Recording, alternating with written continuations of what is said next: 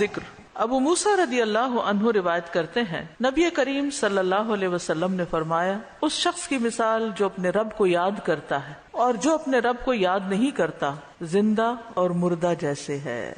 تو ذکر کو زندگی سے تشبیہ دی گئی ہے، یعنی جس طرح انسان زندگی کے ساتھ خوبصورت ہوتا ہے، تو اسی طرح ذکر کے ساتھ انسان کا باطن روشن ہوتا ہے اور خوبصورت ہوتا ہے۔ ذکر جو ہے یعنی اللہ کی یاد جو ہے، اس کی کئی اقسام ہیں، قرآن، نماز، تسبیحات، علم کا سیکھنا سکھانا، پھر اسی طرح دوسروں کو امر بالمعروف کرنا، نہی عن المنکر کرنا۔ تو یہ جو ذکر ہے اس کی کسی بھی شکل میں، یہ اللہ تعالیٰ کے نزدیک ہر چیز سے بہتر عمل ہے۔ نبی صلی اللہ علیہ وسلم نے فرمایا، کیا میں تمہیں تمہارا بہترین عمل نہ بتاؤں جو تمہارے مالک کے نزدیک اچھا اور پاکیزہ ہے اور تمہارے درجات میں سب سے بلند ہے اور سونا چاندی کے خرچ کرنے سے بہتر ہے اور اللہ کی راہ میں جہاد کرتے ہوئے تمہارے کفار کی گردنیں مارنے اور ان کے تمہاری گردنیں مارنے سے بھی افضل ہے؟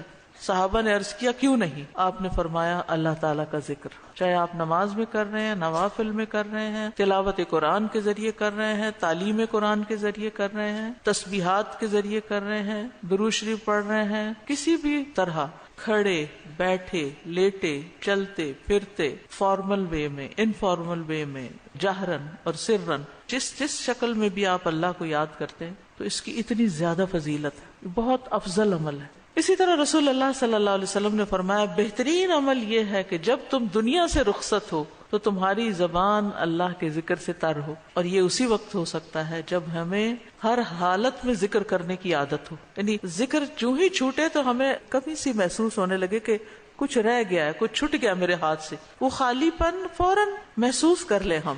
ذکر کرنے والے سب سے آگے آگے ہوں گے۔ رسول اللہ صلی اللہ علیہ وسلم نے فرمایا، مفردون سبقت لے گئے۔ صحابہ نے پوچھا، اللہ کے رسول مفردون کون ہے؟ آپ نے فرمایا، اللہ کا بہت ذکر کرنے والے مرد اور ذکر کرنے والی عورتیں۔ ذکر کی حالت میں مسلسل اللہ تعالیٰ کا ساتھ ملتا ہے، اللہ کا قرب نصیب ہوتا ہے۔ اللہ تعالیٰ فرماتے ہیں، میں اپنے بندے کے ساتھ ہوں جب تک وہ مجھے یاد کرتا ہے اور میری یاد میں اپنے دونوں ہونٹ ہلاتا ہے۔ پھر شیطانی حملوں سے بچاؤ کا مضبوط قلعہ ہے۔ یحییٰ علیہ السلام نے بنی اسرائیل کو خطاب کیا اور اس میں ایک بات یہ کہی کہ بندہ جب تک اللہ کے ذکر میں مصروف رہتا ہے تو شیطان کے حملوں سے محفوظ ایک مضبوط قلعے میں ہوتا ہے، یعنی دشمن سے بچا ہوا ہوتا ہے۔ پھر جنت کے باغیچے ہیں ذکر کی مجلسیں۔ رسول اللہ صلی اللہ علیہ وسلم نے فرمایا، جب تم لوگ جنت کے باغوں کے پاس سے گزرو تو کچھ کھا پی لیا کرو۔ صحابہ نے پوچھا، جنت کے باغوں سے کیا مراد ہے؟ آپ نے فرمایا، مجالس ذکر کی مجلسیں۔ قیامت کے دن سب سے زیادہ قابل رشک لوگ جن کے چہروں کی سفیدی دیکھنے والوں کو ڈھانپ لے گی، وہ انبیاء و شہداء نہیں ہوں گے، لیکن ان کے اللہ کے قریب ہونے کی وجہ سے انبیاء و شہداء ان پہ رشک کریں گے۔ عرض کیا کہ اللہ کے رسول، یہ کون لوگ ہوں گے جن پہ انبیاء و شہداء رشک کریں گے؟ فرمایا، یہ مختلف قبیلوں کا مجموعہ ہے جو اللہ کے ذکر پہ جمع ہوتے ہیں اور عمدہ کلام کو اس طرح چن چن کر لیتے ہیں جیسے کھجور کھانے والا عمدہ کھجوریں چن چن کے لیتا ہے۔ یاد رکھیے، جب میں ذکر کا لفظ بولتی ہوں نا تو ذکر کی ساری اقسام ذہن میں لایا کریں۔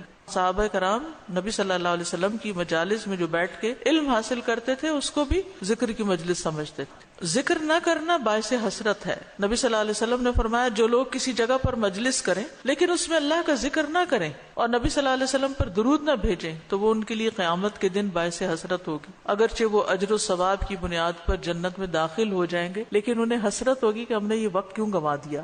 ذکر نہ کرنے والے بدترین مخلوق ہیں، بد نصیب لوگ ہیں۔ عمرو بن عبسہ سے روایت ہے، رسول اللہ صلی اللہ علیہ وسلم نے فرمایا، جب بھی سورج چڑھتا ہے اللہ عز و جل کی ہر ایک مخلوق اللہ عز و جل کی تسبیح اور حمد و ثنا بیان کرتی، یعنی صبح ہوتے ہی ساری مخلوق ذکر میں لگ جاتی، لیکن شیطان اور اولاد آدم میں سے آتا قسم کے لوگ ذکر نہیں کرتے۔ تو میں نے بنی آدم میں آتا قسم کے لوگوں کے بارے میں سوال کیا، آپ نے فرمایا بدترین مخلوق، یا فرمایا اللہ کی مخلوق میں سے بدترین لوگ، یعنی آسمان و زمین، سورج چاند ستارے، درخت شجر حجر، ہر چیز ذکر میں مشغول ہے سوائے ان لوگوں کے جو سو کے وقت گزار رہے ہیں یا غفلت میں پڑے ہوئے ہیں۔